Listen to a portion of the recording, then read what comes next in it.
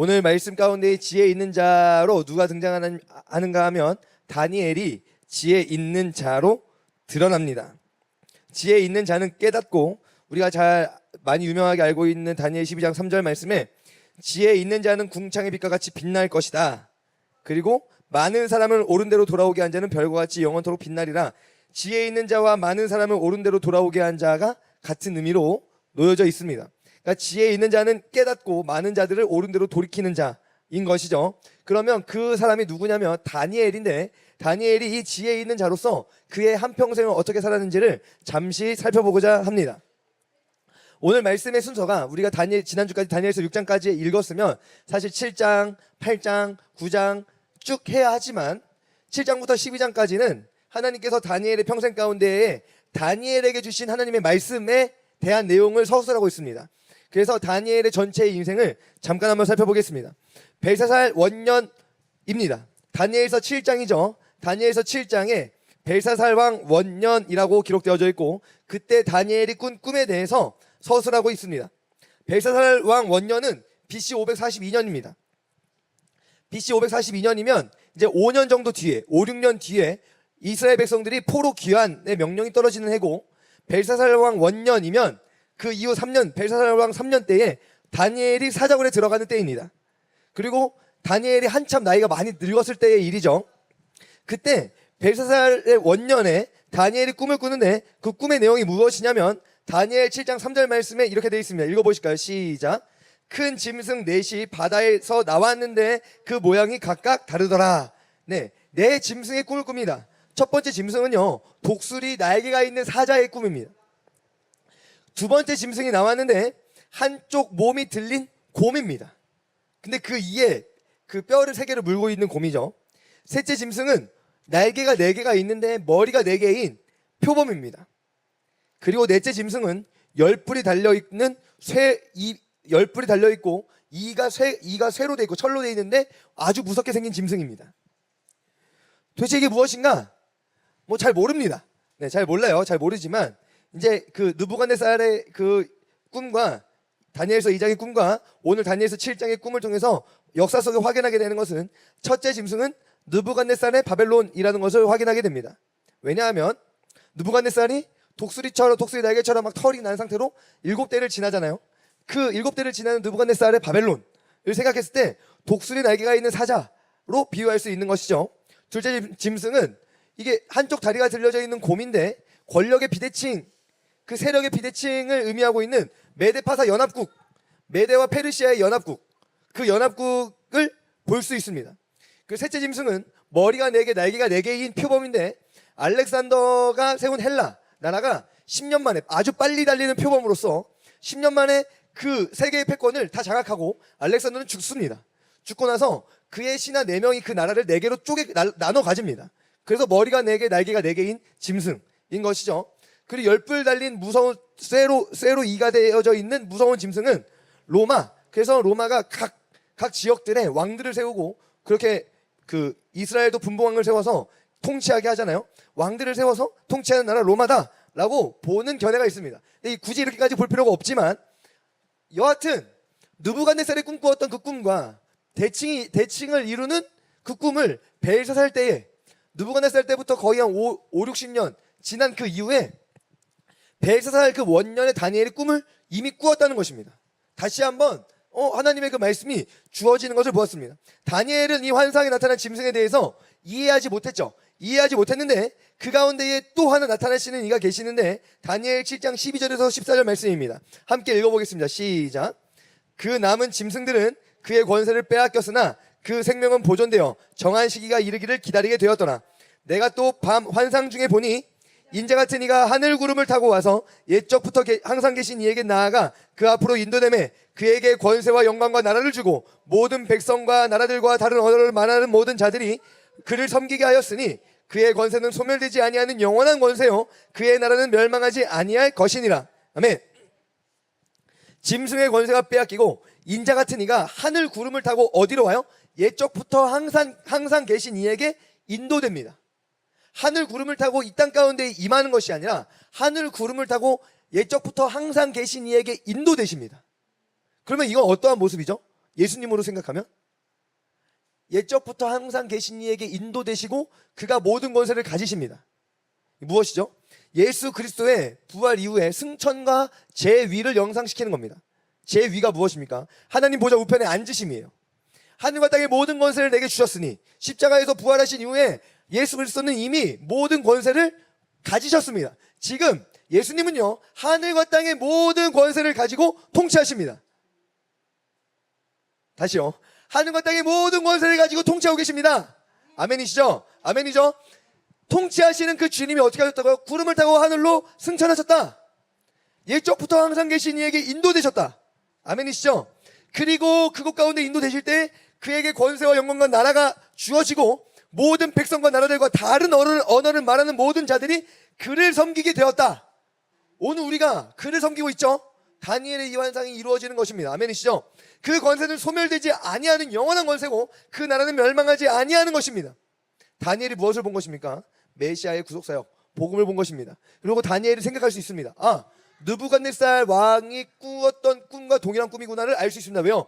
손대지 아니한 돌이 날아와서 그 세상 나라 진흙발을 갖다 부수고 그 손대지 아니한 돌이 부풀어 올라서 온 세상에 가득해지는 그것을 꿈꾸었으니 동일한 것이고 그 손대지 아니한 돌, 그 돌이 누구시냐? 인자 같으니 메시아가 오신다. 이 여러 나라들, 내 짐승과 같은 그 짐승들이 있지만 그것들을 정복하시는 메시아가 계신다는 것을 깨닫습니다. 벨사살 왕 원년에요. 이미 안 것입니다. 그렇죠? 이 복음을 다시 알고 벨사살의 그 만행들을 지켜보고 있는 겁니다. 다니엘이 벨사살 왕 원년에 그거를 듣고 벨사살의 그 만행들을 보고 있죠. 그렇게 몇 년이 지납니까? 3년이 지나는 거예요. 그게 다니엘 8장입니다. 다니엘 8장 1절 읽어봅니다. 시작. 나 다니엘에게 처음에 나타난 환상 후 벨사살 왕 제3년에 다시 한 환상이 나타나니라. 자, 벨사살 왕 제3년에 환상이 나타나요. 근데 이 환상이 어떤 내용이냐면 다니엘 8장 20절 24절 읽어보겠습니다. 시작. 내가 본 바 두 뿔 가진 순양은 메대와 바사 왕들이요 털이 많은 순념소는 곧 헬라 왕이요 그 두 눈 사이에 있는 큰 뿔은 곧 첫째 왕이요 이 뿔이 꺾이고 그 대신에 네 뿔이 났은즉 그 나라 가운데에서 네 나라가 일어나되 그의 권세만 못하리라. 이 네 나라 마지막 때에 반역자들이 가득할 즈음에 한 왕이 일어나리니 그 얼굴은 뻔뻔하며 속임수에 능하며 그 권세가 강할 것이나 자기의 힘으로 말미암은 것이 아니며 그가 장차 놀랍게 파괴 행위를 하고 자의로 행하여 형통하며 강한 자들과 거룩한 백성을 멸하리라. 이게 언제 보여진 거예요? 이게 언제? 바벨론의 마지막 왕 벨사살 왕 3년에 보여진 겁니다. 두 뿔 가진 순 양은요 메데파사고요. 그쵸? 두 뿔 가진 순 양은 메데파사고 털이 많은 순 염소는 헬라입니다. 헬라고 이 염소와 그 두 뿔 가진 양과 털 많은 순 염소가 싸웠는데 누가 이깁니까? 순 염소가 이깁니다. 그리고 순 염소의 그 큰 뿔이 꺾이고 네 개의 뿔이 자라납니다. 알렉산더가 메데파사를 물리치고 헬라 나라를 세운다는 것입니다. 그리고 헬라 나라가 망하고 네 개의 나라가 세워지고 네 개의 나라 가운데에 한 왕이 세워지는데 그 왕이 누구냐면 안티오쿠스 에피파네스 4세입니다. 이 왕이요 BC 167년에 그 성전 가운데에 우상을 갖다 놓습니다. 그 우상을 가져다 주는 것이 안티오쿠스 에피파네스 4세이고 그 한 왕이 일어난다는 것이 이 내용입니다. 이 내용 가운데에 벨사살 왕 3년이잖아요. 그렇죠? 바벨론의 왕 벨사살이 성전 기구를 가지고 나오고 성전 기구로 하나님의 그 거룩하심 앞에 도전하고 있는 그 잔치를 벌이고 있는 그 벨사살 왕에게 다니엘이 그 꿈꿈은 너네 나라는 이미 없다. 바벨론은 이미 이 세상에 존재하지 않는다는 것을 다니엘은 보게 된 겁니다. 메데파사가 세워질 뿐만 아니라 메데파사도 끝장난다.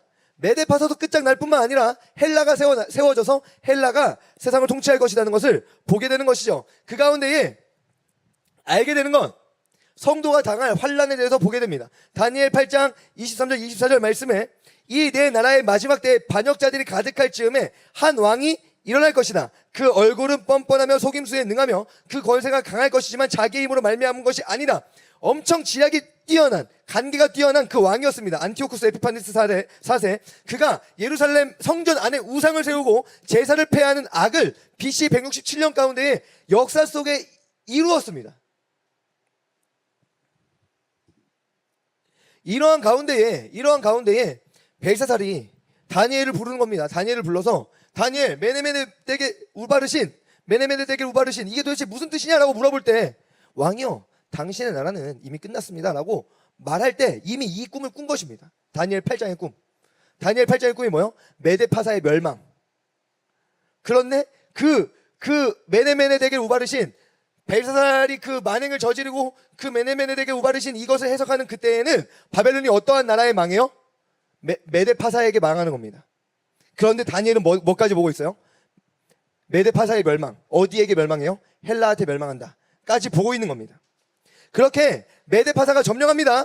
BC 539년 동일한 해예요. 동일한 해에 이제는 바벨론이 멸망하고 메데파사가 세워졌습니다. 메데파사가 세워지는 그때 또 꿈을 꾸는 겁니다. 다니엘 9장입니다. 그게 다니엘 9장이에요. 다니엘 9장 1절에서 2절 말씀 읽어보겠습니다. 시작. 메대 족속 아하수에로의 아들 다리오가 갈대아 나라 왕으로 세움을 받던 첫 해 곧 그 통치 원년에 나 다니엘이 책을 통해 여호와께서 말씀으로 선지자 예레미야에게 알려주신 그 연수를 깨달았나니 곧 예루살렘의 황폐함이 70년 만에 그치리라 하신 것이니라. 아멘. 이제요 바벨론은 멸망했습니다. 메데파사의 시대가 들어왔습니다. 그리고 하나님의 약속된 그 하나님의 때 포로기 70년이 거의 다 되었음을 알게 됩니다. 얼마 남았습니까? 3년 남았어요.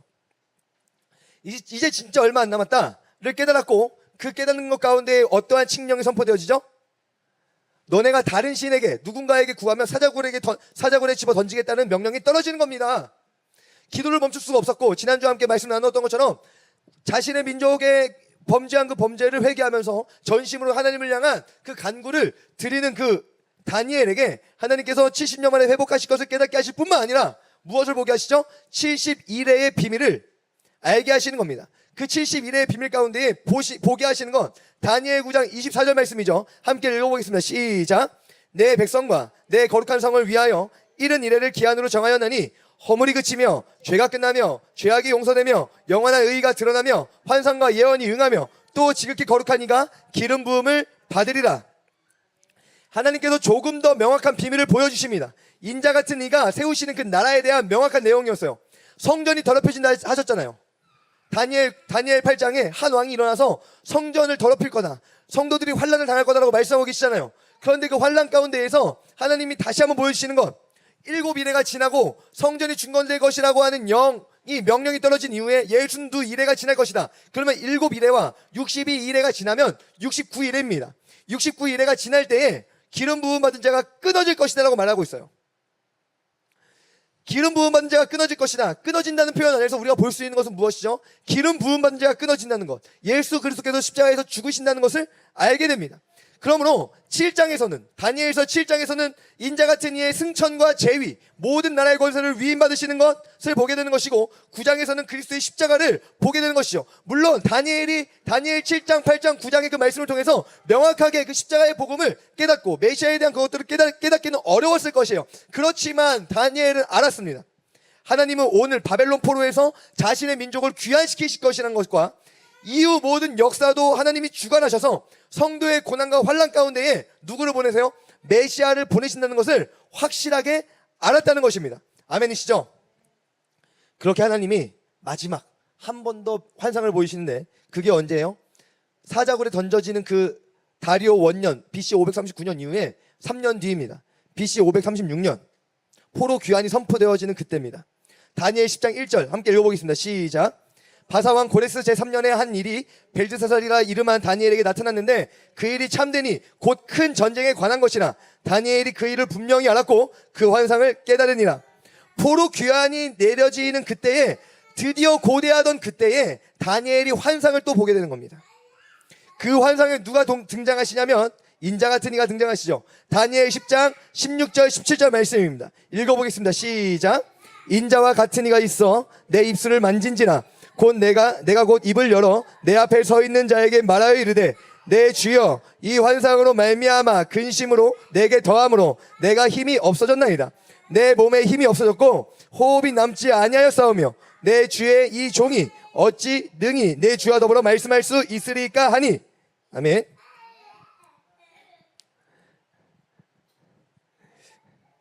인자 같은 이가 있어서 입술을 만지는 것을 알게 됩니다. 그리고 몸에 힘이 없어지고 호흡이 남지 않았는데 다시 일어나는 것을 보게 됩니다. 이 환상에서 우리가 알 수 있는 것은 계시록에서 요한이 경험했던 일과 비슷한 일을 다니엘이 경험한다는 것을 오늘 우리는 알 수 있죠. 계시록 1장에서 온몸에 힘이 빠지고 죽은 자처럼 되는 경험, 인자 같은 이의 어루만지는 손길로 인해 다시 일어서는 것을 알게 됩니다. 그리고 이 10장의 환상은요 11장에서 끊어지는 것이 아니라 10장의 환상이 12장까지 가는 거예요. 이게 통입니다. 하나의 통이에요. 아셨죠? 그래서 10장의 환상에서 10장 끝났으니까 끝났고 11장 다른 거 이렇게 생각하시면 안 돼요. 10장부터 12장까지 쭉입니다. 그 내용이 무엇이냐면 다니엘 11장 20절에서 21절 한번 읽어볼게요. 시작. 그 왕위를 이을 자가 압제자를 그 나라의 아름다운 곳으로 두루 다니게 할 것이나 그는 분노함이나 싸움이 없이 몇 날이 못되어 망할 것이요 또 그의 왕위를 이을 자는 한 비천한 사람이라 나라의 영광을 그에게 주지 아니할 것이나 그가 평안한 때를 타서 속임수로 그 나라를 얻을 것이며. 아멘. 아까 전에 한 왕이 일어날 때 자기의 권세가 아니라 그랬죠. 이 비천한 왕이 안티오쿠스 에피파네스입니다. 그리고 다니엘서 11장에 쭉 기록되어지는 뭐 북방왕이 남방왕이 뭐 어쩌고저쩌고 하죠. 이게 무엇이냐면 알렉산더의 헬라 나라가 세워지고 난 이후에 나라가 네 개로 쪼개집니다. 그것 가운데에서 북쪽의 나라는 셀루코스 왕조이고 남쪽의 나라는 프톨레미 왕조입니다. 둘이 막 전쟁을 해요. 둘이 막 전쟁을 하고 프톨레미 왕조에서 자기 딸을 이제 시집 보내서 혼인 협약을 막 맺기도 하고 막 그럽니다. 여러 가지 일들이 있는데 여기 그대로 적혀 있습니다.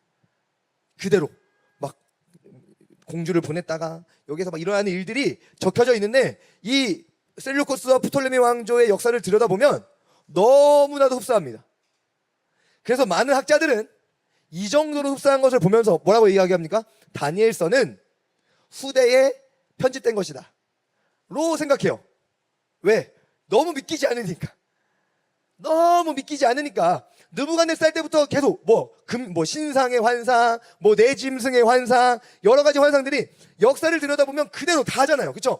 바벨론, 메데파사, 헬라, 로마 갖다 붙이면 다 맞아요. 다 맞고 또 이 헬라 나라 가운데 작은 왕이 일어나서 또 막 일어나는데 그게 막 자기 아버지가 폐위되어져서 자기는 왕권을 잃었는데 반란을 일으켜서 다시 왕위를 붙잡고 간계에 능한 자가 예루살렘에 와서 성전 가운데 우상을 세우고 성전에 재물 드리는 것도 막 막고 막 이런 일을 너무나도 명확하게 해버리니까 이거는 후대의 사람들이 편집한 거다, 지어낸 거다 라고 믿지 못할 정도로 너무나도 정확하다. 이걸 통해서 우리는 무엇을 봅니까? 모든 역사는 하나님의 손에 있다는 것을 우리는 믿습니다. 아멘이시죠? 아멘입니다. 그러니까 다니엘의 삶 속에는요 하나님의 말씀이 계속 주어져 있었습니다. 그렇게 다니엘은 어떻게 해요? 하나님의 말씀으로 주어져 있는 그 지혜를 가지고 오늘을 살아갑니다. 따라해 보실까요? 지혜를 가지고 오늘을 산 다니엘. 이 놀라운 것들을 다 깨닫고, 이때가 언제예요? 바벨론 포로 귀환 때예요. 귀환 때에 이것들을 다 깨달은 다니엘입니다. 그런데 이 말씀이 주어지는 거예요. 다니엘 12장 13절 읽어보겠습니다. 시작. 너는 가서 마지막을 기다리라. 이는 내가 평안히 쉬다가 끝날에는 내 몫을 누릴 것임이라. 아멘. 고레스 제3년 그토록 고대하던 바벨론 포로 귀환의 해에 다니엘은요 무엇을 기다려요? 마지막을 기다려요. 하나님의 그 마지막 때를 기다릴 뿐만 아니라 무엇을 기다립니까? 자신의 인생의 마지막을 기다리는 겁니다. 이는 내가 평안히 쉬다가 끝날에는 내 몫을 누릴 것이다. 그의 안식이 찾아오는 것입니다. 그토록 고대하던 바벨론 포로 귀환의 해에 다니엘은 인생을 마감하게 되는 것이죠. 너무 아쉽습니까? 그러나 그는 진정한 본향으로 가게 되는 것입니다. 그의 평생은 바벨론 포로였지만 그 모든 순간에 그에게는 하나님의 말씀이 있었다는 것을 우리는 보게 됩니다. 느부갓네살의 신상의 꿈, 그렇죠?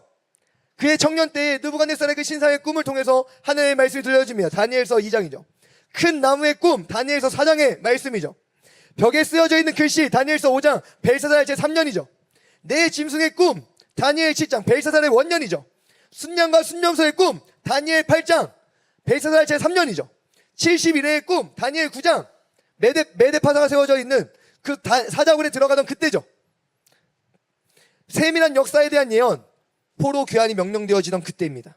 그리고 그에게 어떤 말씀이 또 있었습니까? 추가로 예레미야 선지자의 편지, 함께 포로로 잡혀와 있던 선지자 엘세겔의 그 환상과 그 내용의 하나님의 그 말씀에 대한 그 말씀들, 그것이 다니엘의 삶 가운데 있었습니다. 그리고 그 말씀이 다니엘의 삶을 이끌어 주었고 앞으로 이루어질 하나님의 그 온전한 나라를 보게 하였다는 것입니다. 다니엘은요, 바벨론 포로였음에도 불구하고 세상이 감당하지 못하는 자의 삶을 살다가 생을 마감한 사람입니다. 그러므로 오늘 우리는 이것을 통해서 확신하게 됩니다. 이미 우리는요, 그의 나라의 권세를 가지고 살아가는 자임을 보게 되는 것입니다. 빌립보서 3장 20절 말씀 함께 읽어볼까요? 시작. 그러나 우리의 시민권은 하늘에 있는지라 거기로부터 구원하는 자 곧 주 예수 그리스도를 기다리노니. 아멘. 다니엘은 초림의 예수 그리스도 71회의 환상과 그 비밀 가운데에서 7일회가 지나고 62일회가 더 지난 이후에 기름 부은 받은 자가 끊어지는 것, 그 십자가의 복음의 초림의 예수 그리스도를 바라보고 그리고 나서 그 권세를 가지시고 이 땅 가운데 오시는 메시아를 바라보았다면 오늘 우리는 십자가의 그 주님이 오셨음을 이미 알고 있고 그 가운데서 우리는 누구를 바라봅니까? 다시 오실 예수 그리스도를 바라보는 것입니다. 아멘이시죠? 그러면 그 다시 오실 예수 그리스도를 바라보며 살아가는 우리의 삶 가운데에 환난과 고통이 있다 없다? 있다는 것이요. 아직 성도가 당하는 환난은 있습니다. 디모데후서 3장 12절 말씀입니다. 읽어보겠습니다. 시작. 무릇 그리스도 예수 안에서 경건하게 살고자 하는 자는 박해를 받으리라. 다니엘이요, 이것 때문에 너무 괴로웠던 거예요. 아니 70년이 거의 다 됐잖아요. 이제 우리나라 회복된다면서요. 그런데 왜 또 막 이상한 그 이후의 나라 가운데 작은 한 왕이 일어나서 성전을 막 더럽히고 성전의 제사를 폐하고 도대체 왜 이런 일이 일어나는 겁니까? 라고 하면서 안색이 변하면서 막 시들시들해지고 막 마음이 너무 힘들어서 막 괴로워서 들어 누웠습니다. 이해할 수 없는 거예요. 그런 가운데 또 무엇을 하나님께서 보여주십니까? 메시아가 오고 모든 권세를 그럼에도 불구하고 다 취할 거야 라고 하는 말씀을 주시는 거예요. 이것을 알려주셨는데 이것을 오늘 우리가 당하잖아요. 오늘 우리가 그 삶을 살고 있습니다.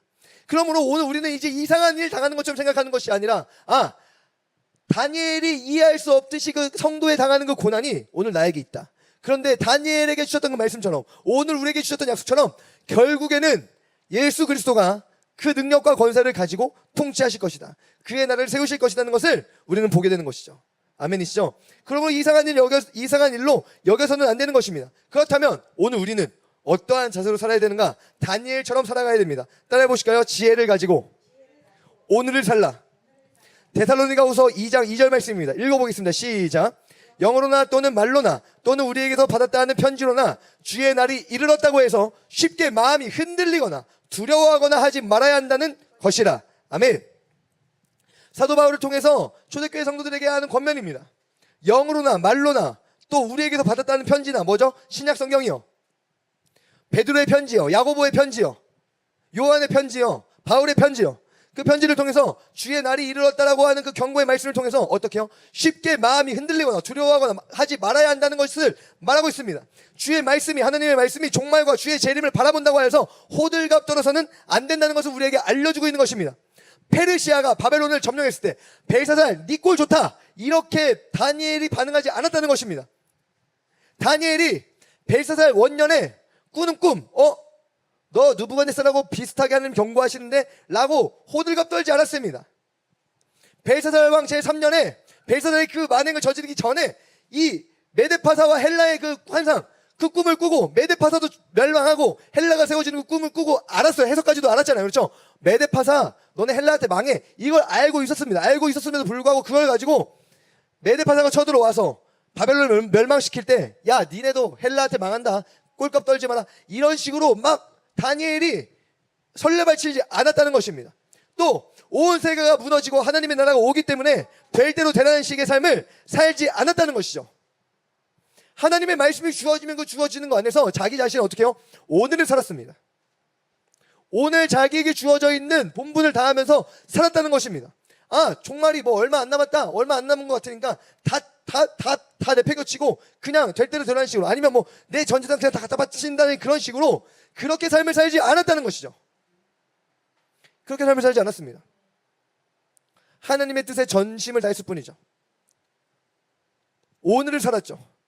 오늘을. 물론 그 오늘 삶 가운데 생명을 거는 결단도 있었습니다. 어떤 거요? 사자굴에 들어갈 위협 가운데에서도 기도를 멈추지 않는 것. 그런데 이 능력이 자기의 것인 것 마냥 마구잡이로 행동하지 않았다. 그러면 오늘 우리는 지혜를 가지고 하나님의 말씀을 가지고 오늘을 어떻게 삽니까? 힘을 다해 살아갑니다. 이것이 지혜를 가진 자고 지혜를 가진 자가 지혜를 가지고 깨달은 자의 삶의 열매라는 것입니다. 하나님의 말씀과 복음을 가지고 오늘 나에게 주신 삶의 자리에서 사명을 잘 감당하는 것, 그것이 지혜 있는 자입니다. 오늘 우리에게 하나님의 말씀이 주어질 때 하나님의 말씀을 가지시고 힘을 다해 이 하루를 살아가시는 것으로 정말 지혜 있는 삶을 사는 우리 모두가 되어지기를 간절히 소망합니다. 기도하겠습니다.